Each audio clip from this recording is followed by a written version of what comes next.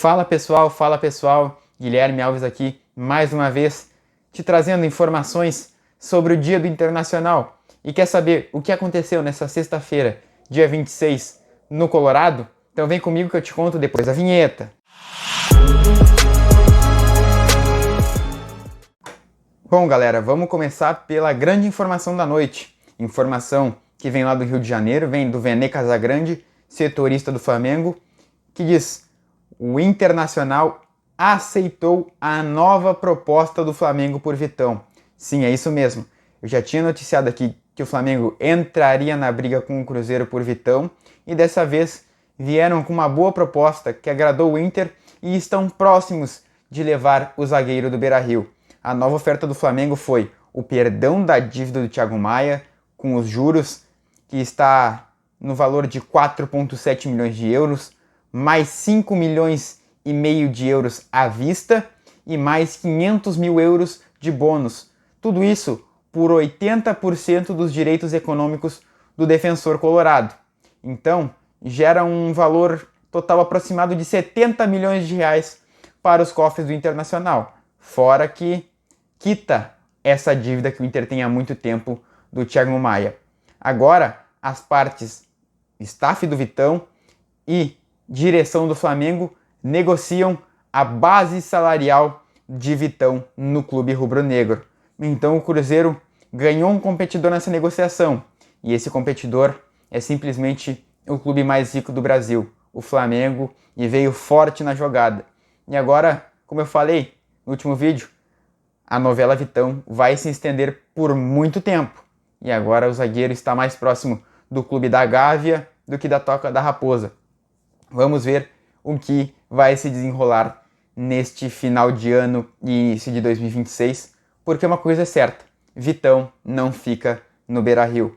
E olha, essa proposta do Flamengo me agradou mais que a proposta do Cruzeiro, porque o Inter quita essa dívida do Thiago Maia, que já vem sendo uma pedra no sapato há muito tempo, e ganha uma boa grana por Vitão. Então, vamos ver o que vai acontecer. E agora, vamos falar de interesse do Internacional. O Inter está interessado em um camisa 10 do futebol alemão. E ele é Leonardo Bittencourt. Quem trouxe a informação hoje à tarde foi o repórter Juliano Machado, do Baldaço TV. O Inter avalia a contratação de Leonardo Bittencourt, meio atacante do Werder Bremen, da Alemanha. O Leonardo Bittencourt é alemão brasileiro, filho de brasileiros inclusive, e tem contrato até meio de 2026 com o Werder Bremen. E tem um salário acessível para a realidade do Internacional em 2026. E o Leonardo Bittencourt tem 32 anos e já não vem tendo o seu auge na Alemanha e acaba muitas vezes ficando no banco do time do Werder Bremen. Mas tem uma boa relação com a direção do clube alemão. E por conta disso, ele pode, caso a proposta do Inter convencê-lo a um grande projeto, ele pode rescindir o seu contrato amigavelmente com a direção do Werder Bremen sem problema nenhum.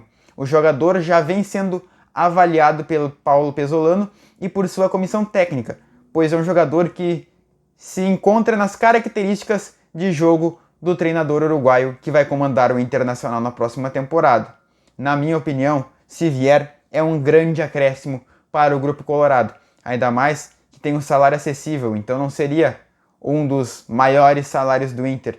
E fora que, por mais que não esteja mais no seu auge, é um grande jogador, tem muita qualidade técnica, pelo que eu vi dele no Hoffenheim, no próprio Werder, enfim, construiu a sua carreira no futebol alemão e se consolidou por lá. Tomara que passe de uma especulação e vire uma oportunidade real no Internacional. E bom, como nem tudo são flores no Internacional, tem interesse no camisa 10 do Internacional, e quem está interessado em Alan Patrick é o Fluminense. Quem trouxe a informação na tarde de hoje também foi o Wagner Martins, o Vaguinha, que diz que o Fluminense quer contratar o Alan Patrick para a próxima temporada, caso o Paulo Henrique Ganso não fique mais no clube carioca. O Fluminense já é a segunda vez que procura o Alan Patrick neste ano. A primeira foi logo após na partida contra o Bragantino. E hoje procurou mais uma vez, falou com o staff do Alan Patrick e perguntou sobre a situação do jogador no Internacional.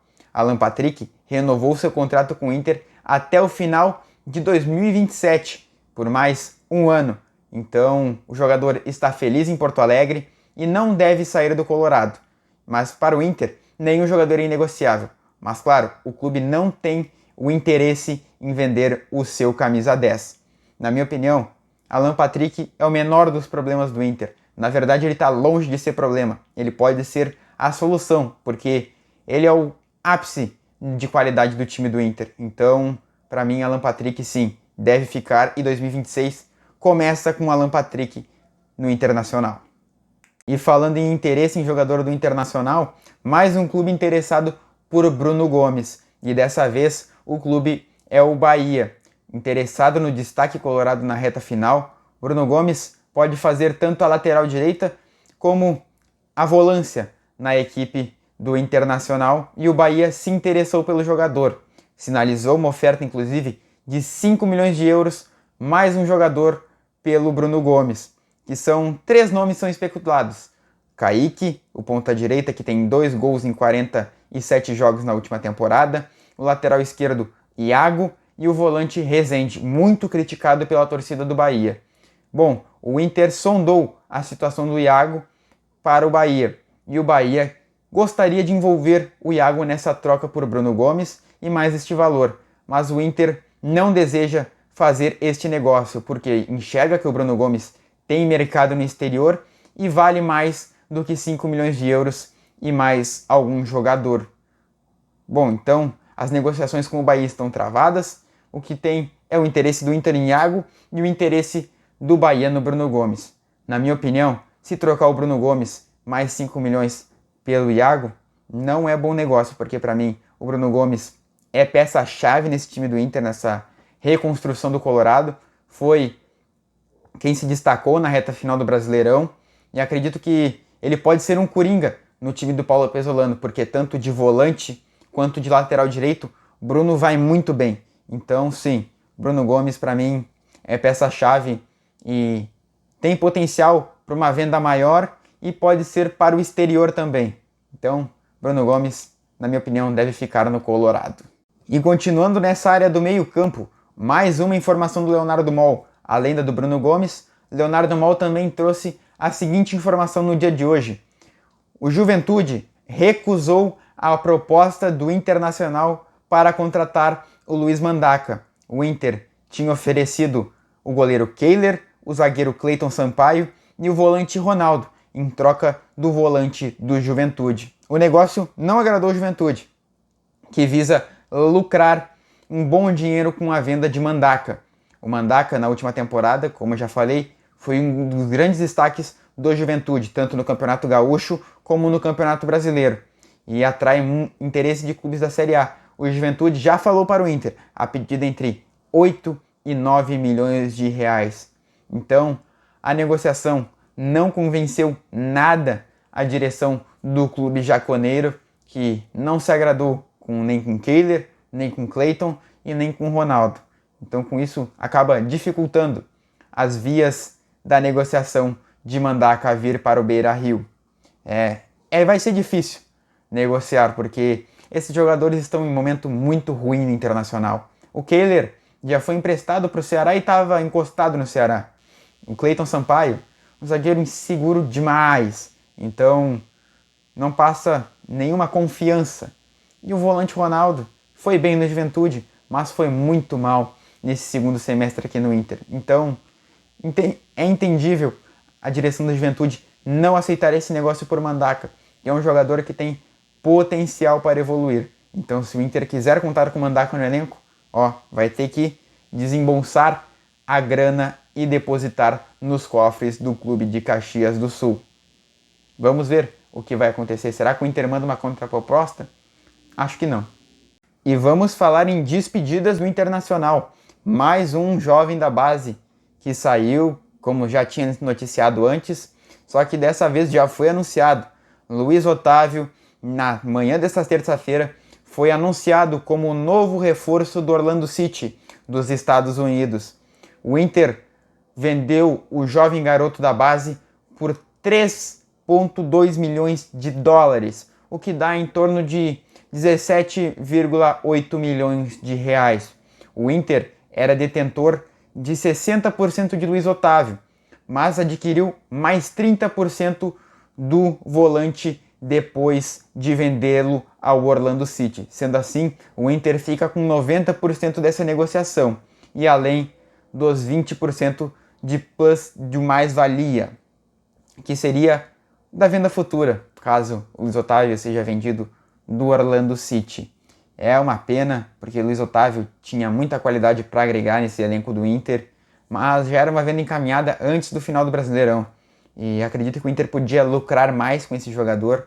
É um jogador bom, que tem muito potencial para evoluir. E 17 milhões foi uma doação para o Orlando City. Agora, o Inter ainda precisa de primeiro volante no elenco. E agora, talvez precise de mais um. O Luiz Otávio, com certeza, não seria titular absoluto, mas poderia agregar nesse 2026. E agora o Inter vai ter que correr atrás. E quem está de saída do Orlando City é o César Araújo, que já está no radar do Internacional. Vamos aguardar para ver os próximos capítulos dessa história de Internacional no mercado da bola. E por falar em saída, não sei nem se tu lembra desse jogador, Gabriel Barros, ponta que veio para o Internacional no meio de 2023, está sendo emprestado pelo Colorado mais uma vez. E dessa vez, Gabriel Barros será emprestado para o América Mineiro. O atleta foi repassado pelo Colorado para o Coelhão, lá de Minas Gerais, até o final da Série B de 2026. E quem traz a informação é o repórter Lucas Rosa, da Jovem Pan, lá de Campinas. Agora vamos falar na direção do Internacional. E mais uma vez, a novela Fabinho Soldado. Mais um capítulo para essa novela de Fabinho no Internacional. O Fabinho e Internacional tiveram uma reunião após a final da Copa do Brasil, quando o Fabinho foi desligado da função de executivo do Corinthians. Mas essa reunião não terminou em acerto com o dirigente. Um acerto salarial não foi entendido na reunião. Uma nova reunião está marcada. O Inter ainda tem o otimismo de um salário viável para a chegada do profissional, para fazer companhia para Abel Braga, para auxiliar ali nas contratações e também na comissão técnica de Paulo Pesolano. E vamos falar agora o último assunto do vídeo, em reapresentação.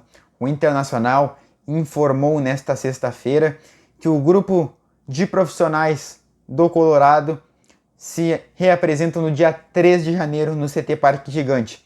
E esse período será dedicado à preparação física, técnica e tática das equipes para a competição ao longo do ano.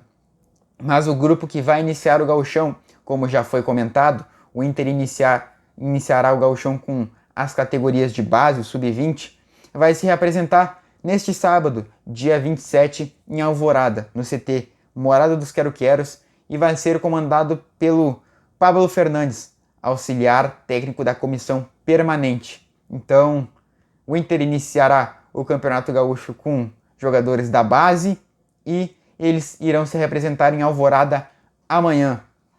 Então vamos ver aí esse início de temporada do Colorado com a gurizada, o celeiro de ases. Quem sabe não descobrimos um novo talento aí. Quem sabe?